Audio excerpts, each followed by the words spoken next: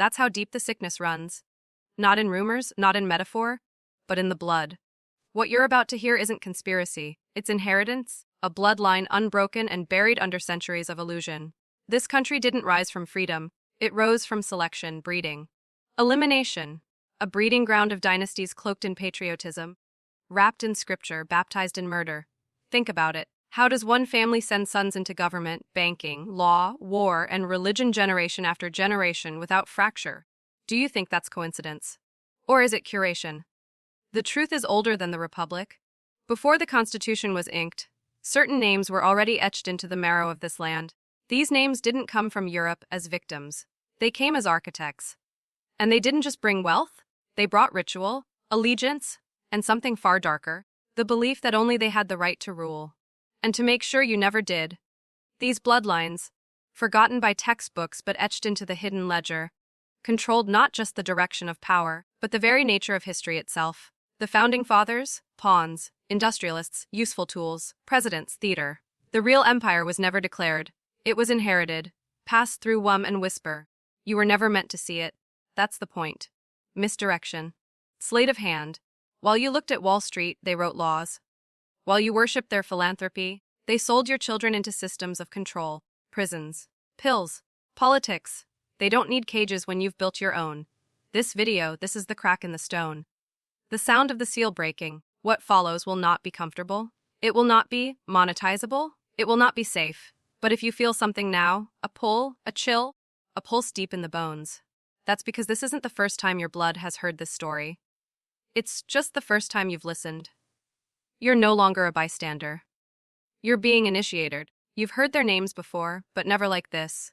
DuPont, Cabot, Astor Harriman, Livingston. You were taught they were innovators, explorers, benefactors. But behind the oil paintings and marble busts lies something primal, something reptilian. These were not men chasing the American dream. They were engineers of an American spell, casting it wide, binding it deep, and ensuring that only those with the right blood could ever break free of it. Understand this: bloodlines are not a myth.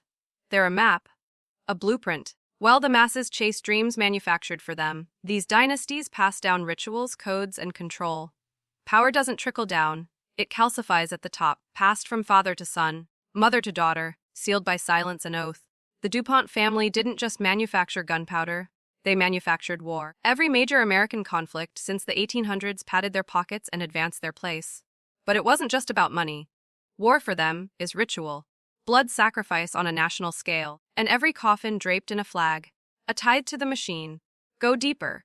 The Cabots and the lodges of Boston, while you were learning about the Boston Tea Party, they were drawing bloodlines across the Atlantic, mating with European nobility, aligning with secret orders, embedding themselves into every Ivy League institution. They didn't teach your children to read. They taught your children how to obey. That's what Harvard was for. That's what Yale was built on. Not education, indoctrination. What you see now, corporations, governments, charities, they are all puppets. The bloodlines remain hidden because they designed it that way. Their faces are rarely on screens. Their names are etched on libraries and hospitals, not trending hashtags. Why? Because attention is a liability. Influence without exposure, that is true power. And behind it all, symbols, seals, Latin mottos. Why? Because language is not just communication, it's enchantment. When you see a family crest, understand it's a sigil. When you see a university logo, understand it's a binding spell. You were not taught history. You were given a sanitized dream to keep you asleep. This is not fiction. This is the thread beneath your skin tightening with every truth you begin to realize. The further we go, the more dangerous it becomes. But you've already crossed the threshold. So ask yourself, why were these names hidden in plain sight, and who made sure you never connected the blood? You've been lied to about power. It doesn't flow through elections. It doesn't answer to flags or borders. Power, real, ancient, unrelenting, flows through blood. And America, for all its hymns and pledges, was built as a crucible, not for liberty, but for lineage. For preserving something old beneath the illusion of something new. Let's talk about the Winslow Circle, not a government agency, not a corporation, a network, older than Washington, formed in secrecy by 7 founding families, 6 with European blood, 1 with ties to pre-colonial temple rights. Their purpose? To control migration, money, and memory. If a man threatened the narrative, he vanished. If a woman bore a child with the wrong blood, that child was erased before their first breath. You've seen it before: the Kennedy curse, the Bush dynasty, the Clintons. But you thought it was politics. It wasn't. It was heritage preservation. Every scandal, every accident, every war, they are ciphers for something deeper, something mythic. These families speak through misfortune. They speak through coincidence. And when blood disobeys, it bleeds. Still think the American dream is about freedom? Look closer at the Federal Reserve. No federal agency, no national allegiance. Just a vault of control governed by men whose grandfathers signed secret treaties at Jekyll Island. Agreements not just to print money, but to engineer dependence. Every dollar in your hand is a contract, a leash. It pulls you deeper into their game, and each generation tightens the chain, and yet they don't fear exposure. Why? Because they've inverted reality. Truth now sounds like madness. Lies have become sacred, and anyone who dares to lift the veil is labeled unstable, unpatriotic, dangerous. That's the genius of psychological control. They've made rebellion feel like treason. They didn't need to burn books. They rewrote them. They didn't need to chain you. They gave you a screen. Now you watch your cage while praising your captors, scrolling endlessly through distractions they designed to drain your soul, dull your edge, and sterilize your instinct to fight. But you're here now, and that means the signal reached you. Maybe it was a whisper in your blood. Maybe it was a flicker in the dark. But something in you is awake. And once awake, there's no going back. Because knowledge is a door, and once you walk through it, the chains don't vanish. You just finally see who's holding them. There's a reason you feel watched when you're alone. A reason the air shifts when you question what you've been told. It's not paranoia. It's ancestral memory. Your blood remembers the watchers.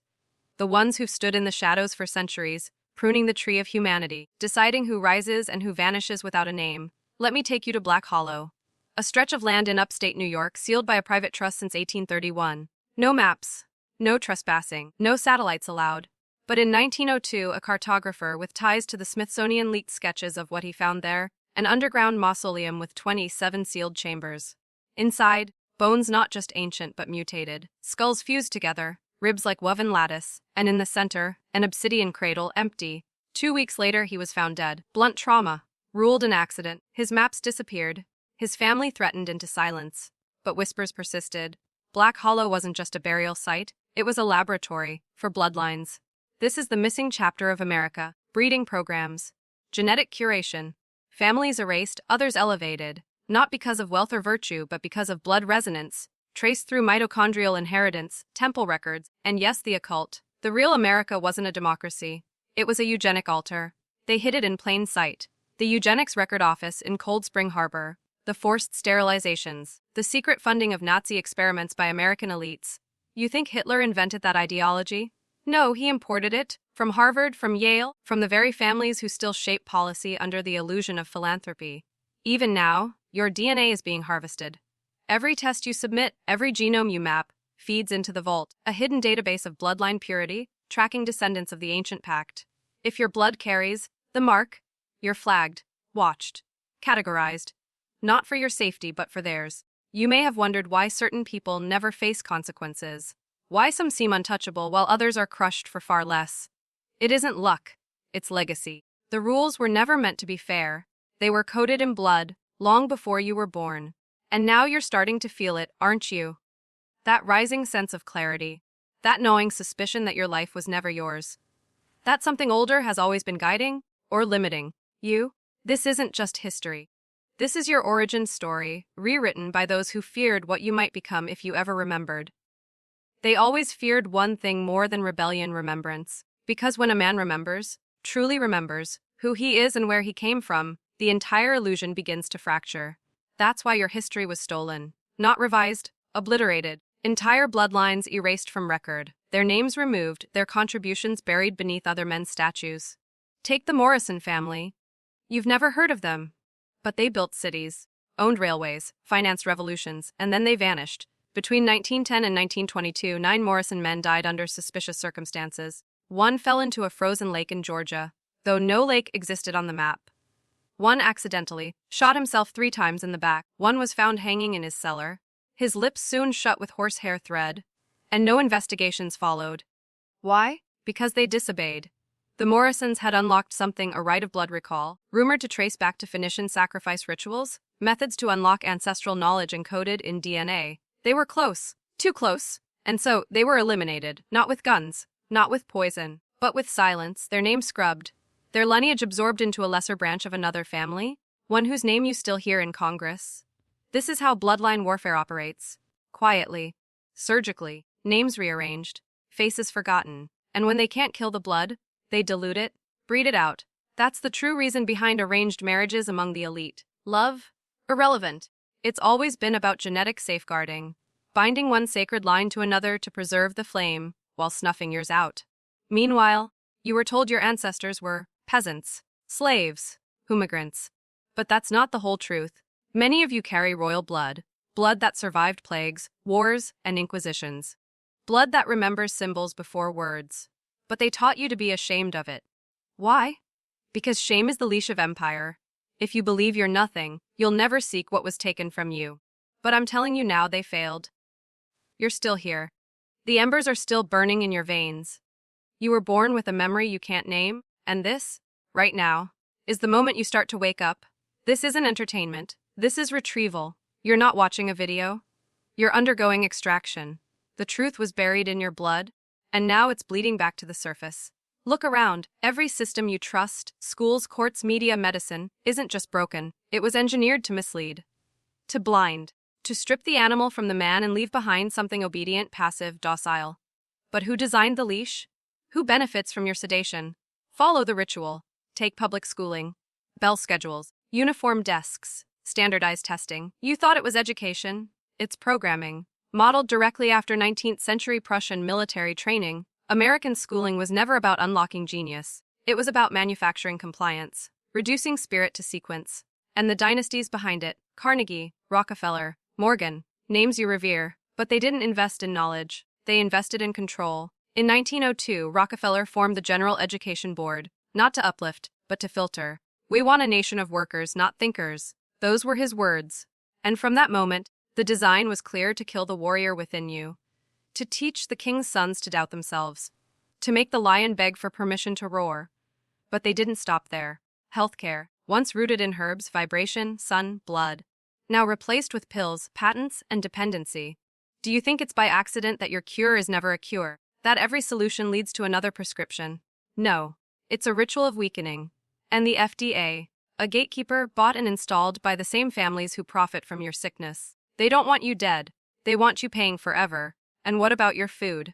Genetically modified, glyphosate-laced, stripped of life. They call it nutrition. It's embalming fluid for the soul. And the worst part? They trained you to crave it. You defend your poison while your body rots from within. Now ask yourself what happens when an entire generation wakes up from this dream. What happens when men like you, men who feel the ancient fire, begin to see through the lie? That's why you were kept distracted, addicted. Sex, screens, sugar, noise. Because if even one of you truly breaks free, the blueprint shatters. This isn't just about uncovering lies. It's about remembering the truth they feared you'd reclaim. And if you're still here, that means you're ready. Comment below, "I carry the forgotten blood," and comment it twice. Let them know you're not just awake. You remember who you are. You feel it now, don't you? The shiver in your spine isn't fear. It's recognition. Your blood is listening. Because what we're talking about isn't theory. It's inheritance. Something old buried in your DNA, clawing its way back to the surface. And the deeper we go, the more the mask of America begins to rot away, revealing what's always been beneath dynasty, ritual, and sanctioned manipulation. Let's talk about the Fairbanks enclave. On the surface, just another wealthy Massachusetts family, traders, educators, landowners. But behind closed doors, a private network of child placement institutions disguised as orphanages. From 1884 to 1959, over 2,000 children passed through their care. Only 327 were ever tracked into adulthood, the rest, lost, but not forgotten, because beneath their flagship estate, sealed behind a brass door marked only with a single Latin word, memonis, was a ledger, names, blood types, symbols, ritual dates. Every child marked, not adopted, not forgotten. Used for what? That's the question that got 2 journalists killed and a third institutionalized in 1961, after reporting strange injuries among elite heirs in Boston and Providence. The Fairbanks weren't running orphanages. They were running bloodline recalibration programs, identifying children with rare resonance patterns and either breeding them into the network or bleeding them out of it. Understand, not all dynasties are born. Some are engineered. The children of these hidden programs were used in research that never saw a lab, never earned a patent. Behavioral trials, voice frequency conditioning, induced dreams, night terrors mapped and recorded to activate dormant traits. They weren't trying to raise children. They were trying to awaken something ancient, something buried for generations, something not entirely human. You ever wonder why some people just snap into genius? How a nobody suddenly rewrites science, creates technology a decade ahead of its time? It's not random. It's activation. And most of the time, it's not even them, it's the blood speaking. But those few who escape? They carry memories they can't explain, images in sleep, symbols they've never seen but somehow know. That's the residue of the program. That's the trace of blood history trying to return. And you, if you're still watching, may be one of them. Because there are no accidents in descent. You were pulled to this for a reason. This isn't just exposure. It's initiation. Now listen carefully. Because this is where most men turn back. Not because they're weak, but because they're afraid to know. Afraid that everything they've believed, everything they've trusted, was not only a lie, but a deliberate construction, a performance designed to keep them locked in place, generation after generation. Let me show you the truth behind American elections. Every 4 years you're sold a ritual. Red versus blue. Change versus tradition.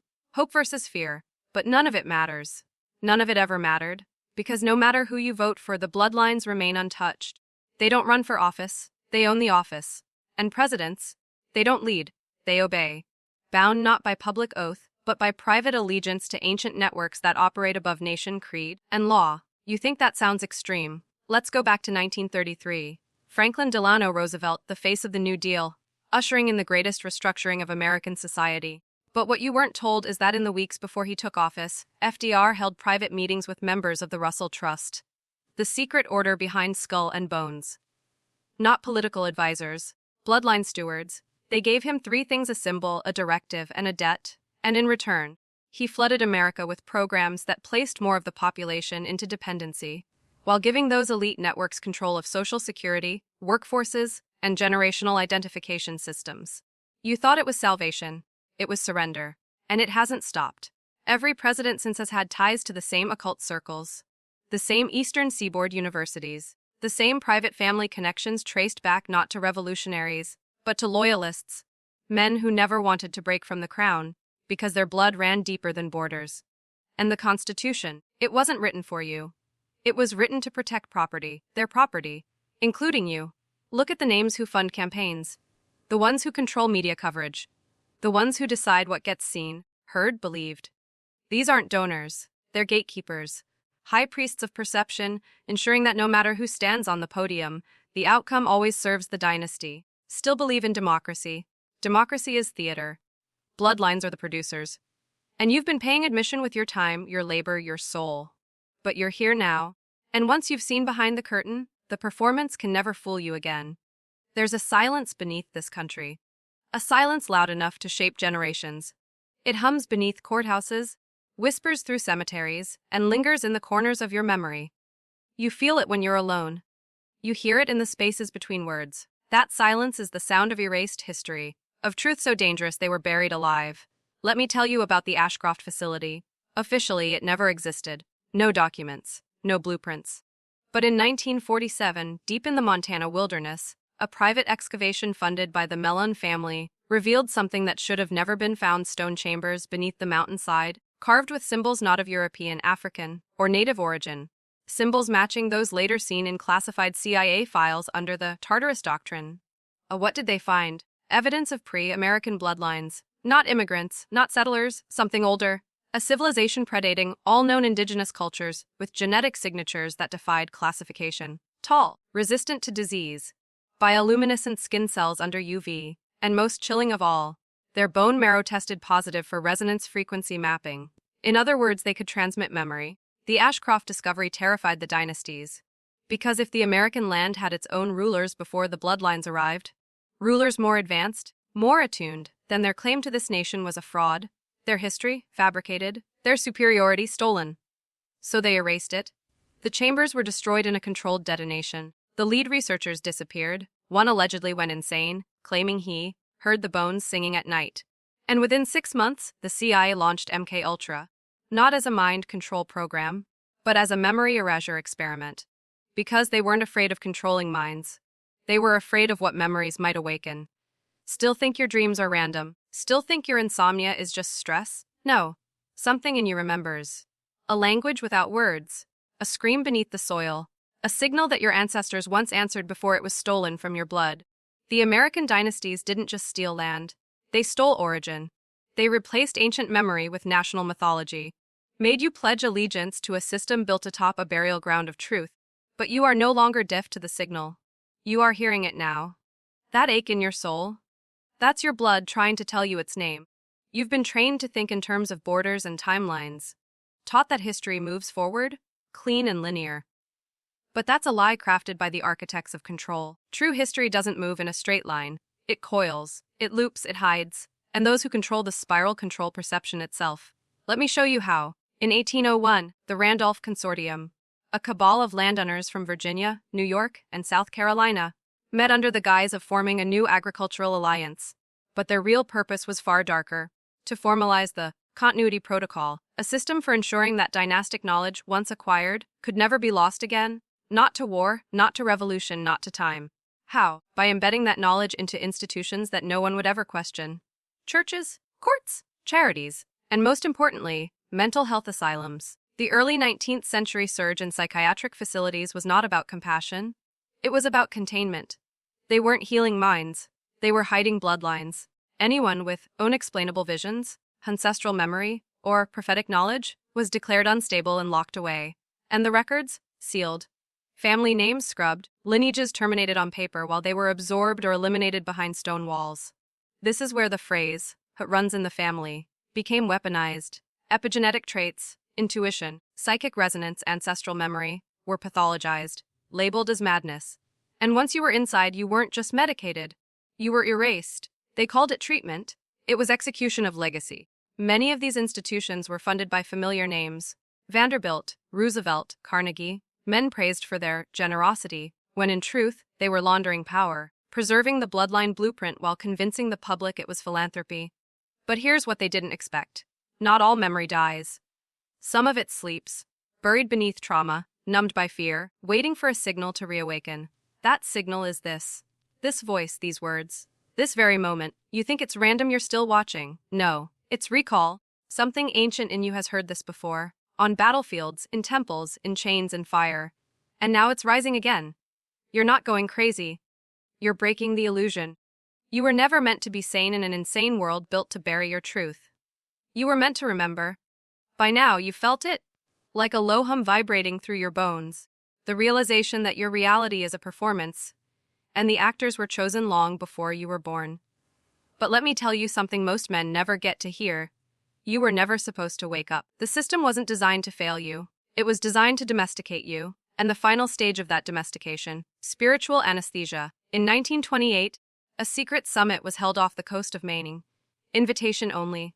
The location, a private island owned by the Winscott family, one of the lesser-known bloodlines that specialized in spiritual engineering. Their obsession, not gold, not war, consciousness. The attendees weren't politicians. They were pastors, bishops, theologians, and spiritual scientists, hand-selected by elite families to construct a new weapon, the doctrine of submission. This doctrine had one goal: rewrite the divine, make power synonymous with obedience, replace inner sovereignty with guilt, turn sacred rage into silent shame. And they did it brilliantly. What came next? The mass standardization of religious education, the watering down of scripture, the removal of Gnostic texts, the burning of alternative histories. You weren't taught to connect with divinity. You were taught to fear it, to outsource it, to kneel before it instead of becoming it. What better way to control a man than to convince him he is broken from birth? And while churches preached forgiveness, the dynasties practiced invocation, rituals to amplify their intent, consecrate their blood, and embed their will into reality. They kept the old rites while feeding the rest of the world diluted fragments. Understand, this religion wasn't corrupted by accident. It was hijacked, turned into a mirror maze. One that always leads you away from your core, away from your instincts, away from your divine inheritance. But somewhere in you, the flame survived. Not the flicker of hope, but the roaring inferno of knowing. The sense that you were born for more than obedience, more than comfort, more than survival. They told you humility was holy. But in truth, power is sacred, Not domination, but alignment. Remembering that you are the temple, the sword, the storm. That's why they buried these truths. Not because they feared chaos, but because they feared you, fully activated. You are not broken. You are encrypted. And now the code is unraveling. There's a reason they taught you to fear symbols. Because once you understand them, truly understand them, you no longer need permission. You no longer need explanation. You simply know. Symbols are not decoration. They are technology. Ancient, geometric, vibrational, the original operating systems of reality. And the elite bloodlines, they never stopped using them. Let's talk about the Seal of Solomon. Not the watered-down star you've seen on jewelry or temples, but the original configuration, two intersecting realities. Above and below. Matter and mind, masculine and feminine. At its center, access, a portal between worlds. But instead of teaching you how to use it, they fed you fear. Made you associate symbols with evil. Why? Because they couldn't afford for you to speak the language of the architects. Take the Great Seal of the United States. The pyramid, the eye, Annuit Coeptus, Novus Ordo Seclorum. You think that was patriotism? No. It was declaration. The elite were telling each other exactly what they were building, a new order, under divine observation, preserved by lineage and codified in secrecy. But you were never taught to read the seal. You were trained to salute it. They placed these sigils on your money, your government buildings, your military medals, and every time you see them without awareness, your subconscious accepts the spell. This is how they weaponized consent. Through passive recognition, through ritual visibility. And if you think that's too far-fetched, ask yourself this: why do global corporations use sacred geometry in their logos? Why do elite families obsess over specific dates, moon cycles, and birth charts? Why are certain numbers, 3, 7, 11, 13, constantly embedded into law, finance, and war? Because symbols carry more than meaning. They carry instruction, embedded frequencies. And when aligned correctly, they don't just influence, they activate. But here's the secret they feared most: you don't need to steal their symbols. You have your own. Buried in your blood, etched in your memory. Ancient codes your ancestors carved into cave walls, bones, and sky charts. Glyphs not meant to decorate, but to awaken. That ache you've felt your whole life. That hunger for something you could never name. It's the call of the forgotten language. And once you remember it, nothing they built can hold you. There's a fracture at the center of your identity. A deliberate wound. You weren't just disconnected from your past, you were split from it. A surgical severing of memory, meaning, and myth. Because a man who doesn't know his origin can be told anything about his future. Let's talk about name erasure. Not just stolen surnames, but something deeper: ancestral delinking. From 1850 to 1970, over 60 million Americans underwent subtle, orchestrated name changes, some voluntary, many forced, under the guise of Americanization. Ellis Island. Adoption agencies, orphan trains, psychiatric reclassifications. But what was really happening? The destruction of bloodline traceability. Because names are more than identity, they're keys to lands, to archives, to sacred sites, to rituals. If they erase your name, they erase your map. And once you're lost, you can be rewritten. Inserted into a new story, given a new myth. The land of opportunity was not built for everyone. It was built as a labyrinth for those who didn't belong to the blood. Consider the term lost generation. You thought it referred to artists? No. It was a classification used by internal census officials to mark citizens with no traceable heritage, ghosts, drifters, people who were systematically de-blooded. And what replaced their origin? Consumer identity. They gave you sports teams, flags, job titles, fashion, and slogans. They turned your sense of self into a marketplace. Suddenly, you weren't the descendant of kings, rebels, or prophets. You were a demographic, a voter, a customer, a statistic. Now, think. Have you ever looked in the mirror and felt like something was missing? That's not insecurity. That's ancestral severance. But here's the part they never anticipated: memory is holographic. Even when fragmented, every piece contains the whole. And your blood, your very marrow, remembers. Through dreams. Through instincts. Through irrational pulls to places you've never been but somehow recognize. This is why they filled your life with noise. Why they called your silence depression. Why they flooded your mind with labels and prescriptions. Because stillness is dangerous. Stillness allows memory to return. And when memory returns, you are no longer manageable. You are no longer predictable. You become sovereign. That's what they fear most: the return of the uncontrolled man. The man who remembers his name before it was taken. They didn't just bury names. They buried inheritances, not the kind you think, not gold or property, but the spiritual technologies of ruling bloodlines. Lineages that understood energy, timing, resonance, geometry. Hidden dynasties whose power didn't come from politics or wealth, but from mastery of ancient disciplines that modern science dares not translate. Let me show you something you were never supposed to see. Between 1735 and 1910, over 24 elite American families, Winscotts, Barrows, Litchfields, Monroes, not the presidents, were quietly recorded in Masonic death ledgers. These were not obituaries. These were seals, stamps, codes used to designate that a bloodline had successfully passed its rites or failed them. You see, in these circles, a family wasn't judged by public contribution, but by sacrificial continuity. Could they hold the line?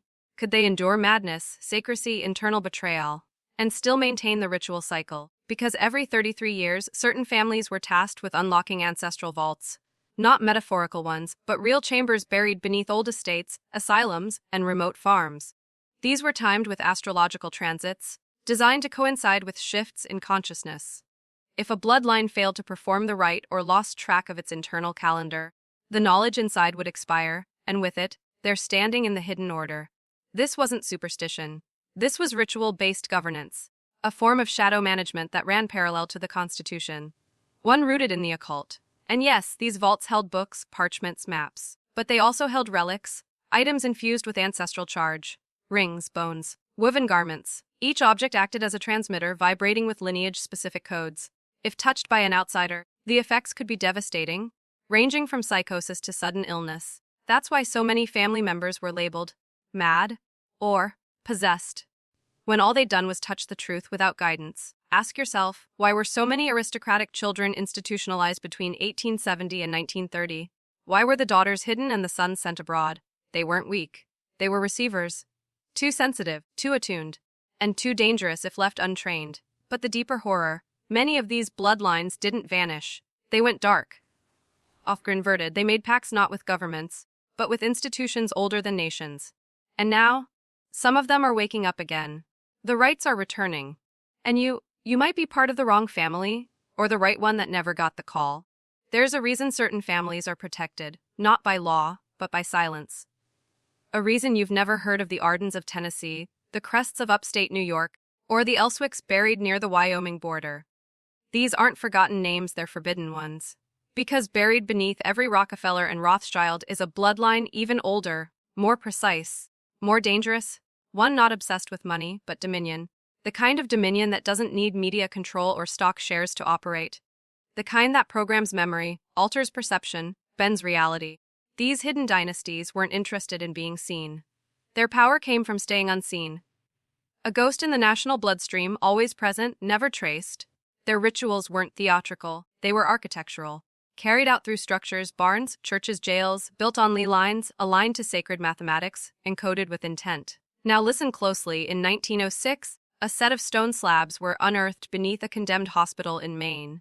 They were inscribed in a dialect that doesn't appear in any global linguistic record. But the symbols, a 97% match to carvings found in ancient Anatolia. A code that predates America and points to the truth these bloodlines aren't just American. They're transplanted. Relocated from older empires, Babylon, Phoenicia, Carthage. What we call dynasties are really continuities, broken chains stitched together through arranged marriages, ritualized trauma, and engineered blood mixing. Ever wonder why so many elite families suffer from hereditary illness? It's not just inbreeding. It's ritual compression. DNA that's been engineered to carry frequencies the average human body would reject. Frequencies that resonate with ancient invisible architectures buried under cities like Philadelphia, Charleston, and St. Louis. Still think this is just history. In 2003, a minor power outage on the East Coast coincided with a blood moon ritual held by surviving members of the Blaswell clan. Within 48 hours, 3 local hospitals recorded unexplained stillbirths, 5 children disappeared from CPS custody, and an unmarked jet left Newark with no flight plan, carrying a private medical team and sealed caskets to an undisclosed location in the Alaskan interior. This isn't fiction, it's a cycle. And every 22 years, the signal returns, a pulse only the initiated feel, through dreams, through illness, through inexplicable obsession. You're not watching this by accident, you've felt it too. In 1922, a series of underground vaults were discovered beneath a private estate in Virginia, a home previously owned by the Winthrop family, one of America's lesser-known aristocratic lines. Inside these vaults were rows of lead boxes, each sealed with a wax sigil, And what they found inside remains classified to this day. But one investigator, who vanished shortly after leaking his report, described the contents as non-human remnants showing deliberate preservation by intelligent design. This was not folklore. This was forbidden biogenetic legacy, preserved not for study but for activation. You see, these hidden dynasties weren't content with influencing law, wealth, or public narrative. They were obsessed with something far older: genomic resurrection. Not cloning, not modification, but reawakening bloodlines believed to be extinct. Bloodlines, they claim, once ruled the pre-flood world. The Nephilim, the Watchers, the Builders. And here's where it gets darker: these families weren't trying to keep their bloodlines pure, they were trying to repair them. Something had been lost, diluted, or driven underground, and they've been hunting that lost piece through generations of engineered suffering. Kidnappings, orphanages, eugenics clinics. The search for gifted children wasn't about helping the exceptional, it was about harvesting anomaly markers. You ever wonder why certain institutions, like the Tavistock Institute or MK Ultra's subprojects, obsessed over twins, orphans, and trauma survivors? Because trauma doesn't just fracture the mind, it shatters the veil, it opens something. A neurological architecture modern science can't map, but ancient families knew how to exploit. This is why so many survivors report identical dreams. Staircases in impossible buildings, oceans with no sky, a voice that calls them by name, but it's not their name. This isn't coincidence, it's programming. And guess what? You're part of it now. Watching this has triggered your inclusion. You've entered a frequency designed to resonate with those who are waking up. Not all will feel it. Most will click away, forget, move on. But you're still here. And if you've made it this far, it's time to comment the phrase, "The blood remembers," not once, but twice. Not just for engagement, but to signal the algorithm, to lock in the transformation, to draw out others who know without knowing. The blood remembers. The blood remembers. They don't wear crowns. They don't hold political office. They don't need to. The true rulers, the ones who shape the map not just of America, but of your consciousness, operate from behind walls you don't see. Not castles, not fortresses, but institutions so ordinary, so trusted that questioning them feels like heresy. Enter the Lauriston Order, a bloodline so deeply embedded in American psychiatric institutions that by the 1950s, nearly every major mental hospital from Boston to San Francisco had one of their progeny in a leadership role. Their wealth wasn't in currency, it was in behavioral data. Their obsession, control through classification. They were the architects of diagnostic categories like hysteria, moral insanity, and delusional disorder. Terms that weren't born from science but strategic narrative construction, a way to isolate, silence, or chemically erase those whose perception strayed too far from the controlled consensus. Ever wonder why certain children were labeled schizophrenic at age 5 after claiming they could hear the voices of beings beneath the trees? Why some veterans were never allowed to speak about what they saw in the tunnels beneath the Pacific Theater? Why families were threatened into silence when one of their own began drawing maps of places that shouldn't exist? Because the Lauriston Order's goal was simple: erase the sensitive before they could remember who they were. They weren't just protecting secrets. They were eliminating threats to their blood-coded dominion. And here's the most damning truth: most of these families no longer need to manipulate from behind the curtain. The systems they engineered, education, medicine, tech, and entertainment, now self-replicate obedience. They programmed your beliefs before you were old enough to question them. But the spell is breaking. Men like you, once numbed by noise, are starting to hear the ancient signal again. It comes in dreams, in gut instincts, in the electric stillness before you choose to act against the herd. And now, you've followed that signal here. To this message, this moment. This is not entertainment, it's recognition. And what's coming next will burn away the final veil. Because in Section 18, we unseal the final scroll, the origin of their blood, and the oath they took to keep yours asleep. Brace yourself, we're not going back.